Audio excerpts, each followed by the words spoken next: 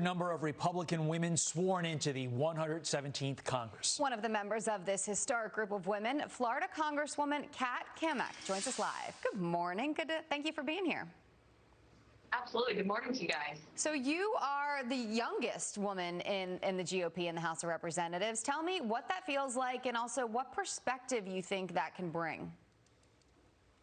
Well, it's just an incredible honor to be sworn in as a member of Congress, period.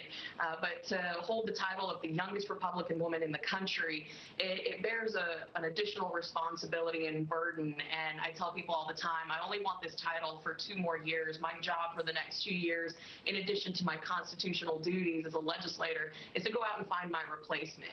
Because I think it's time that not only do we need more women at the table, but we need more millennials. And of course, we have the Gen Zs coming up right behind us as the largest voting bloc in America. And so many of the decisions that are made today rest on our shoulders and our children's shoulders. So I think it's important that we have young people engaged in the process, really helping craft a vision for our country 50 to 100 years down the road. And just to join this incredible class of women, and I've said it before, they are incredible executives, CEOs, veterans, incredible people in their own right, and not one of us campaigned on being a woman, which I think is the best way to go about it. We all campaigned on being the best person for the job, and here we are one day after being sworn in, and I think you're going to see incredible things out of 107. Now that you're part of the club, Congresswoman, you are one of the Republicans planning to object to certification of the presidential election results. Why? Well, just yesterday, I took an oath to the United States Constitution, not a party, but to the United States Constitution to uphold and defend it. And Article 2, Section 1, Clause 2 explicitly states that it is our job when all the checks and balances within the state legislatures have failed. And we saw this in 6 states in particular where the courts were making decisions, not the legislatures, about their electoral process.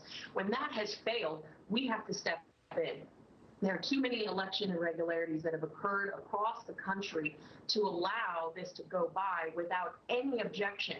And earlier in the month of December, we sent a letter, my freshman members and I did, asking Speaker Pelosi to investigate these irregularities.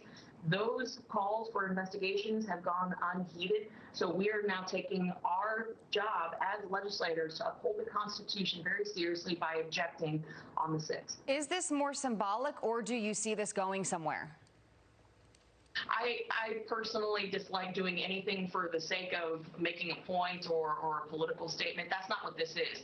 This is us doing what our constitutional duty is as legislators, as representatives of the people's house. There are 74 million people across this country that are exceptionally disappointed in how this has all gone down. And so it's incumbent upon us to represent their wishes and their will in the people's house. That's what this is about. Finally, Congresswoman Nancy Pelosi was reelected Speaker by a pretty narrow margin as 5 Democrats broke rank, either voting for someone else or voting president. What does this say to you about the future of the Democratic Party? I actually think this is a great day in America when you have such narrow margins for the Democrats that they cannot steamroll Republicans. Today, you're going to see a very controversial rules package come to the House floor attempting to strip the minority Republicans of their voice. And I think that should really be the topic of the day. What we're going to see is a tremendous fight where the Democrats are going to have to come to the floor and really work with Republicans. If they don't, you're going to see what's happening like what happened yesterday. You're going to see division and fractures on the left. And really, that is good because it forces a dialogue that we haven't had in this country in a long time. So I'm excited about the fact that they don't have the numbers in mass to really push us to the side. They're going to have to work with us, and I'm excited about that. And just a little bit here of your personal experience that you'll be able to bring before we let you go. I know your family lost your cattle ranch back in 2011. You've been very open about the trials and tribulations with that. As someone who understands different challenges that face small business owners, what is your fight going to be for those many of business owners who are struggling across this country today? You know, only in America, and I've said this repeatedly, only in America, a free constitutional republic, can someone like me go from homeless to the House of Representatives. That is truly about what America is all about. It is equal opportunity, not equal outcome. And so the agenda that we're going to be pushing forward is about preserving that American opportunity. And for the small businesses that have been struggling, I'm a third generation commercial sandblaster, grew up in a small family business.